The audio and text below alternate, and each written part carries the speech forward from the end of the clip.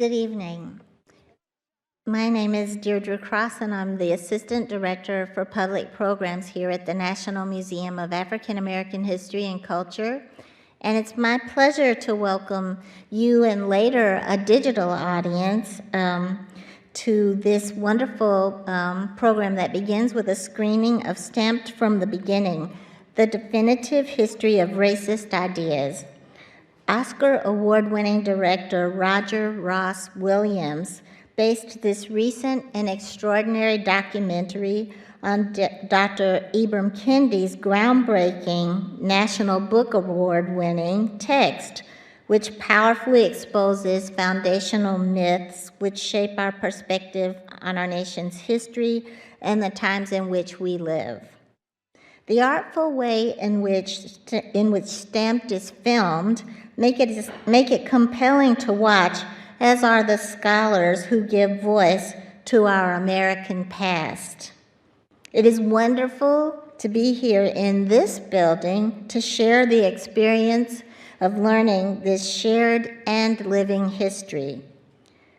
Following the film, please stay to listen to a dynamic discussion led by Damian Thomas, Namat Curator of Sports History and one of the current leaders of the Office of Curatorial Affairs, along with Stamp's director, Roger Ross Williams, and Stamp's author, Dr. Ibram Kendi, as well as Mara Brock Akil, executive producer, and Elisa Payne, producer of this marvelous work. Thank you for coming out together and to be together on this really extraordinary evening to share this great experience.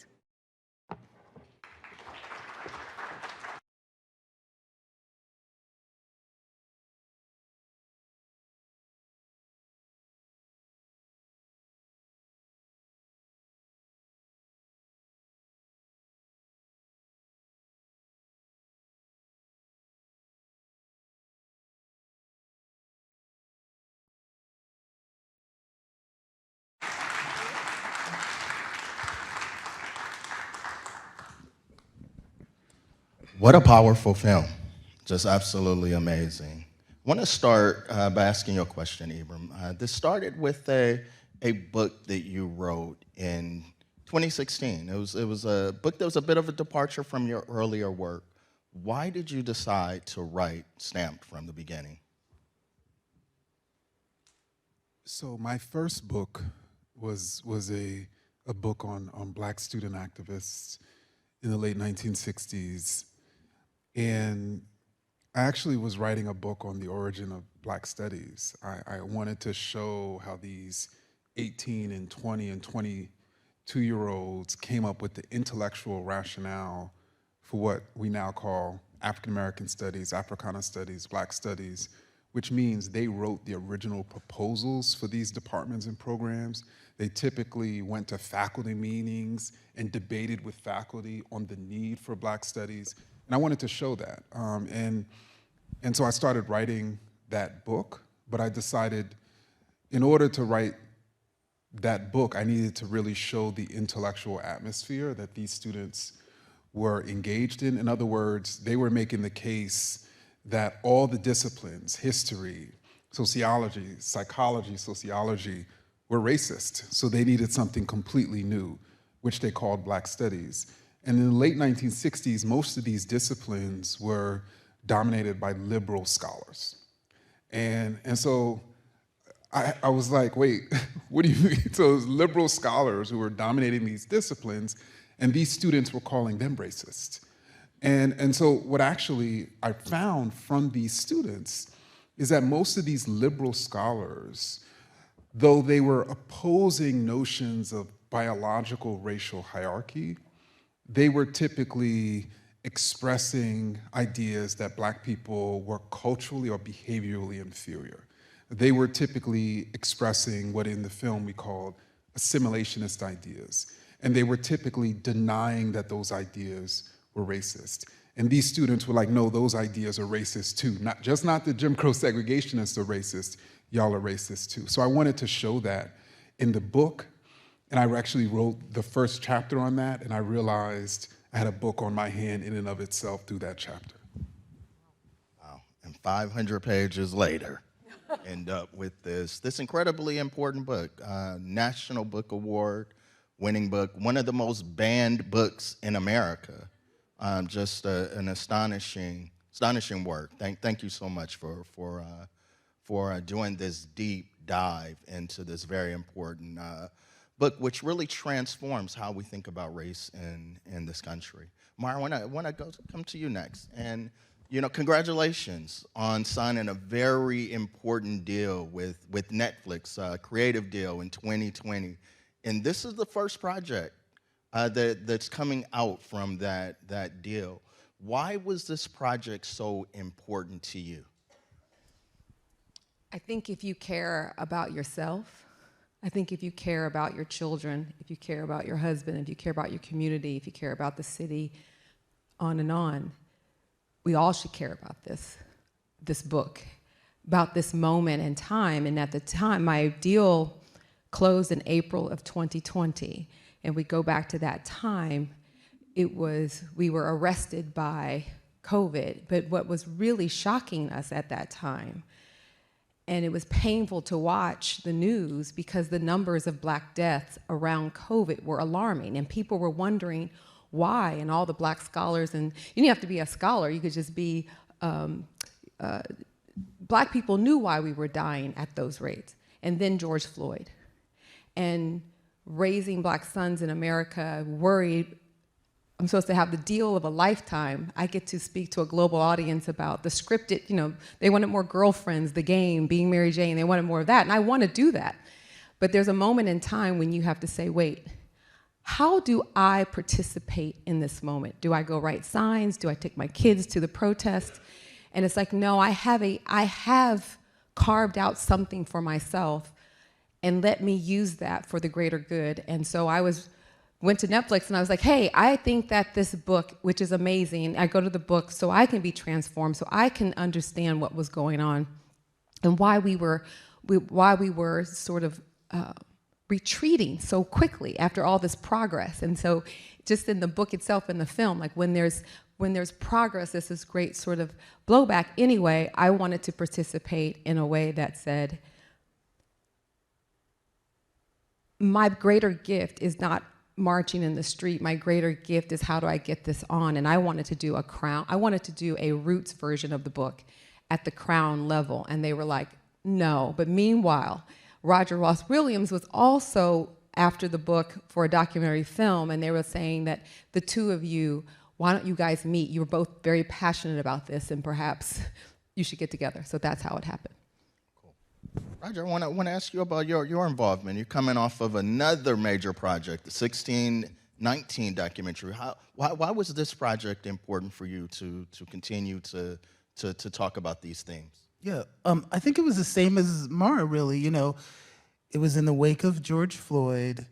We're all trying to make sense of what's going on, this massive, short-lived racial reckoning. And I just decided I was going to take on all these projects to kind of, figure it out in the best way I can, which is to tell stories. So we started with Ta-Nehisi Coates' Between the World and Me, which Elisa produced, as an HBO special with all the greatest actors, Black actors on the planet. And the 1619 Project, High on the Hog, through food, African American culture through food. And I read Dr. Kendi's book, and I was just transformed. And I was like, okay, how am I going to take this 41, how many pages, Lisa? 541. 541, okay. Page book, and turn it into a film. And Netflix said, you could do a series, you can do whatever you want. You can do a series. We went after the IP, got into a little bidding war. I won. And, it's been a 3-year journey to this. Listen, your work, similar topics. Why this project? Why did you want to be involved in this? As a producer, you've got so much data in this book, and now you've got to distill that to 90 minutes. Why this project? Why did it really speak to you?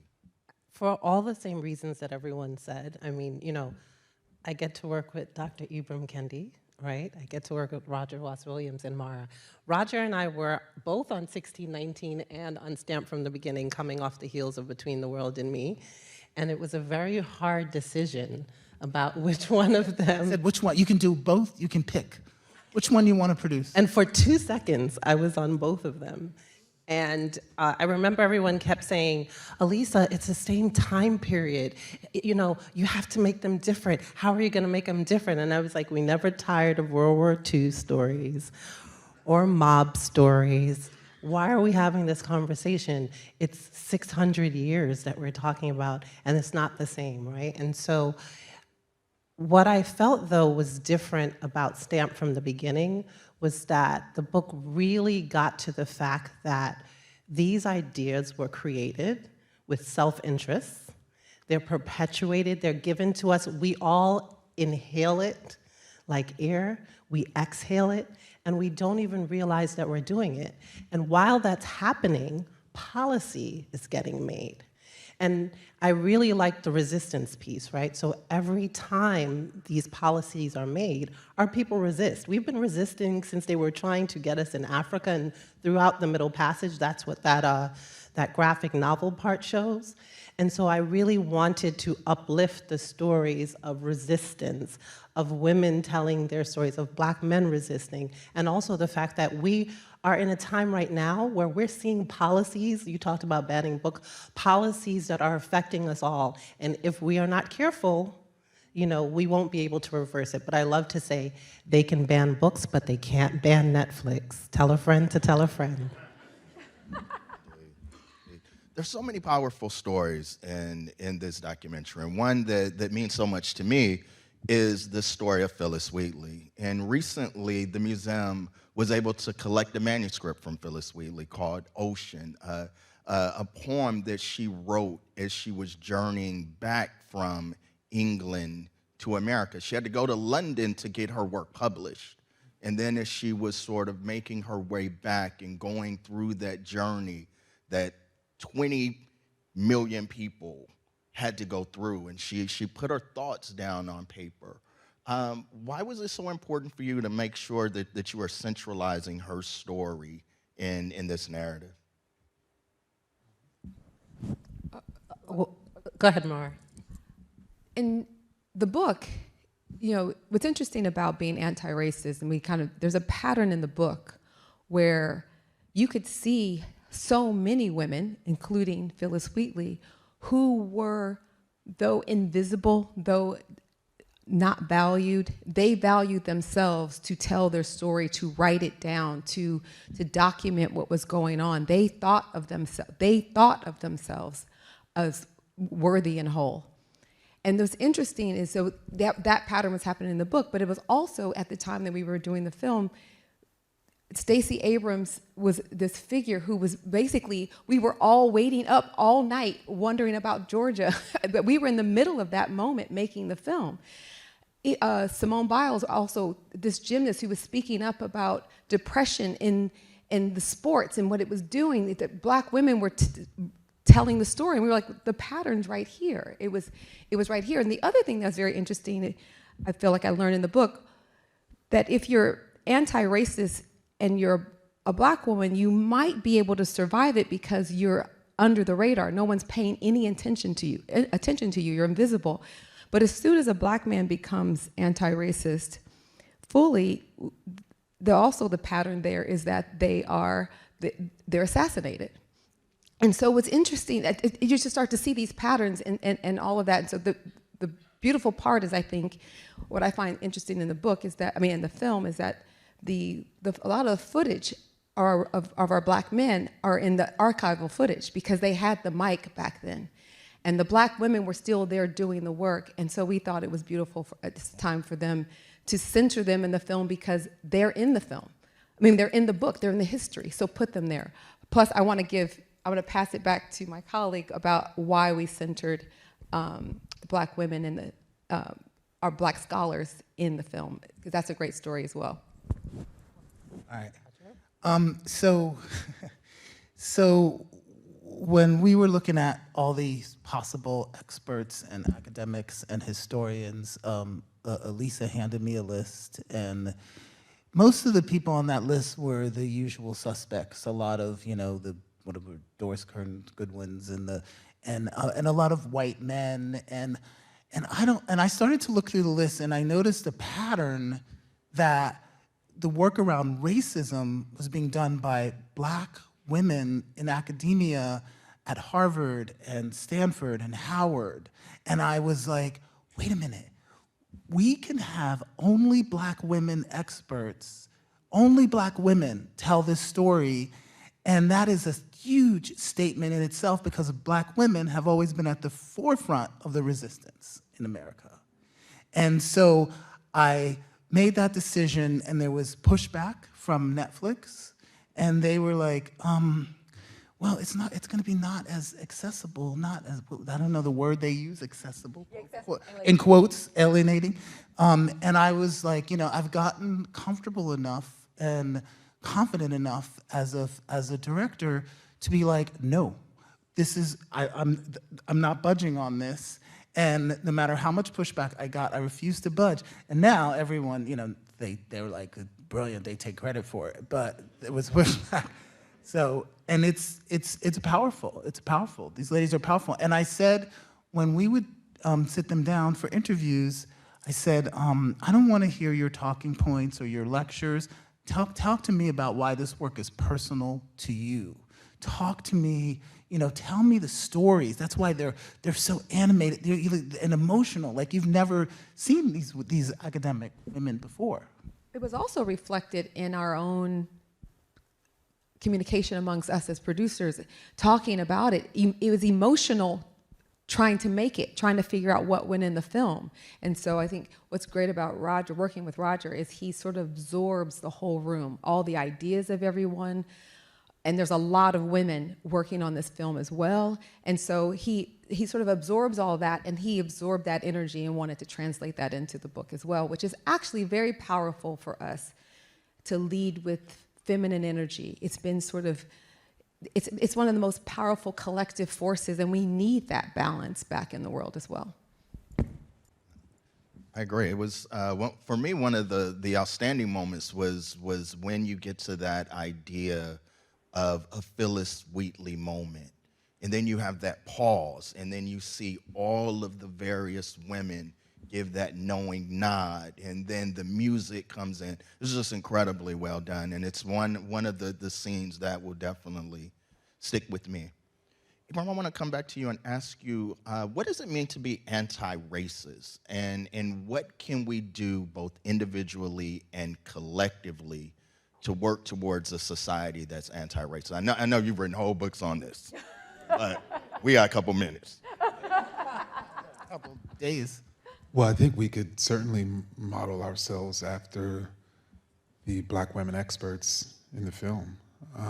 And I think these were experts who brought their full selves to the film, their intelligence, their stories, their emotions, and they were unapologetic in not only expressing the truth of history, but expressing their personal truth.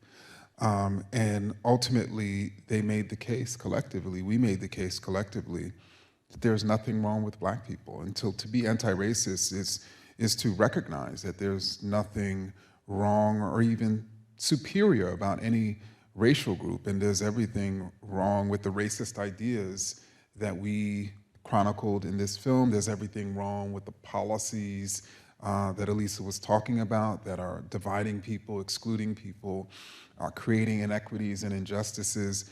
But the last thing I'll say is that to be anti-racist is an active disposition. In other words, we live in a society of widespread injustice, widespread disparities and inequities, and the only way we're going to eradicate them is through our own actions. Yeah, that sentence, what's wrong with Black people, the opening of that was also very powerful because it immediately made me think of W.B. Du Bois and Souls of Black Folks, and he began that first chapter with the question, that really resonates and really is powerful. And I know Du Bois has been a major influence of yours as well. Yeah, he was writing, he saw black folks as his audience, and he writes in the opening lines of The Souls of Black Folk, how does it feel to be a problem? I want to come back to the current moment. You know, in 2026, this nation will celebrate its 250th anniversary. There'll be lots of narratives about the country, lots of moments of commemoration, lots of moments of celebration. In the context of our current landscape, what's your hope for this film? Well, I really hope that we see that there were many more founding fathers and mothers, right? We talk about who built this country. We really need to think about that. It always boggles my mind that you can have people who labored, you went after them, you said they were, like, if you actually, when we did the research and you read the text, when they went to Africa, they were in awe of us. They had never seen skin so beautiful, women so beautiful, etc. And then when they started slavery, right, chattel slavery as we know it, then there was all these justifications and other things, right? And then it gets me when we say, like, black people are lazy. I'm like, we built everything you see that are these monuments. We can't be lazy. And I always say, you were sitting on the porch sipping mint juleps while we were actually doing the work, right? So I hope that we see who the real we acknowledge additional founding fathers and mothers. We acknowledge black people's place in the world, in America, and how we help to build this country. I hope that we create policies that don't create, I'm not about diversity, that create equality, right, and parity.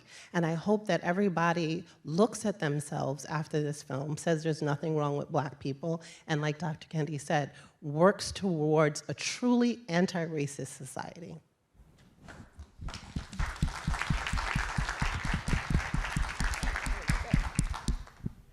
That's a hard act to follow, but I'm going to ask Mara and Roger if they'd like to respond. You know, if we're paying attention, and of course we are, there's a lot of suffering, and not just by black people in this country. A lot of us are hurting in a lot of ways, and power is just sapping everything out of our society, and thus, if you're scratching and surviving, it's harder and harder to just be patient. It's harder to be patient with your children, let alone if you have a job, your colleagues. And if you're paying attention, 250 years ago, most of that hardship was on black people. But those ideas of power against a certain group of people, in some regard, power is treating all of us like the way they've treated black people. And it's incumbent upon us to understand and get on with the idea about how do we stop being distracted by who's on the bottom, black people on the bottom, and all of us are drowning. And I think that's important to reflect on, that, you know, this election even coming up, we are fighting to have a real democracy. If you really think, are we even having a really, truly multiracial democracy? No. We're in that fight still, 250, close to 250 years. And so that's disheartening. However, we're still here. We are still here, and every day that we have a breath in our body, we can resist. And I'm here resisting because I want my children, who we've taught taught to dream, to know that it's actually true. My children are actually somewhat more concerned about climate change than even being black in America. And my feeling is we need to can we just get rid of racism so we can collectively get on to the real thing that's gonna really hurt everybody? And so we have a lot of work to do, and I think if we can get racism out of or start making a dent into that one and get that one off the ground, we can actually get to the real work that we have to do in this country. and the world.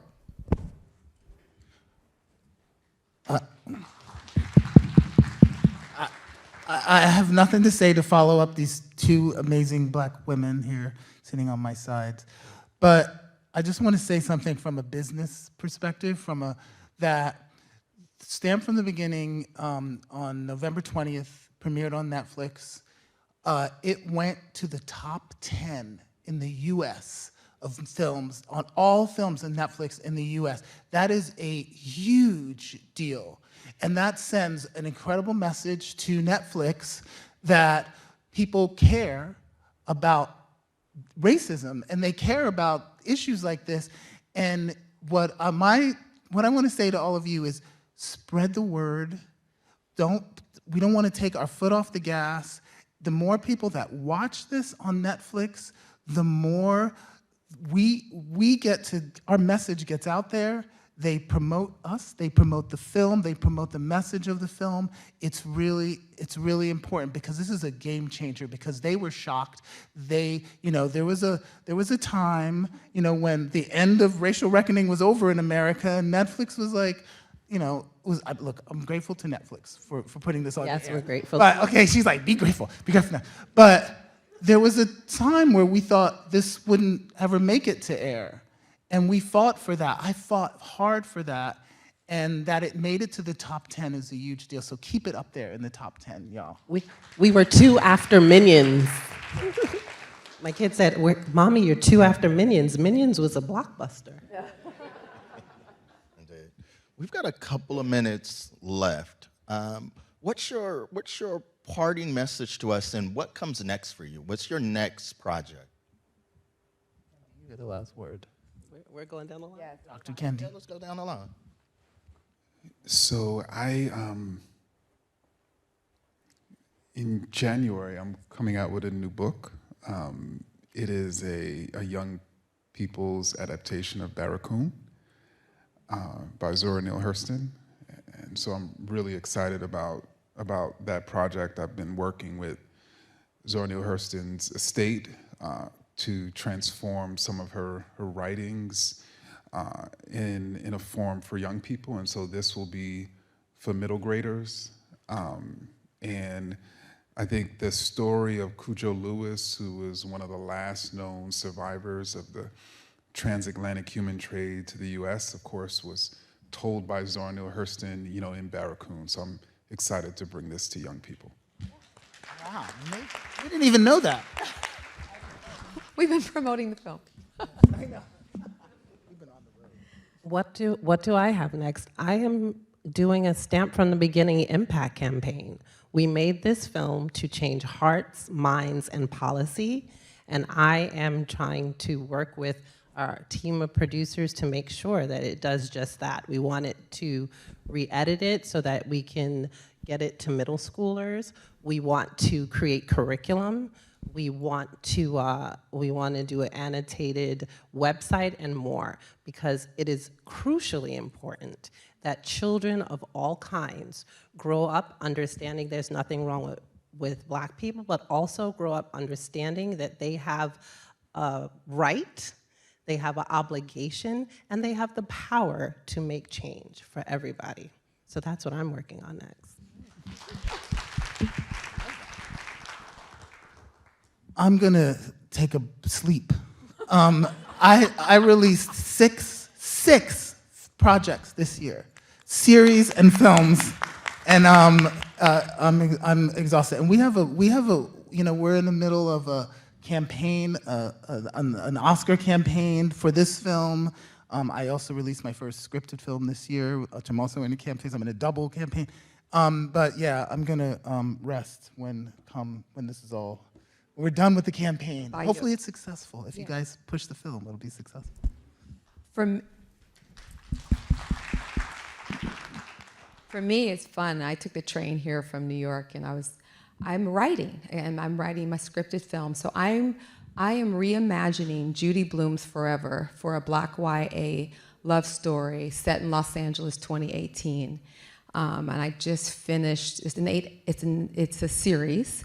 And season 1 is 8 episodes, and I just finished with my team episode 104, and it is good.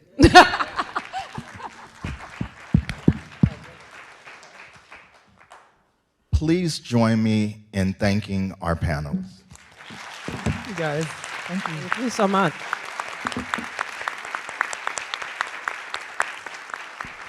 Thank you. Thank you for coming.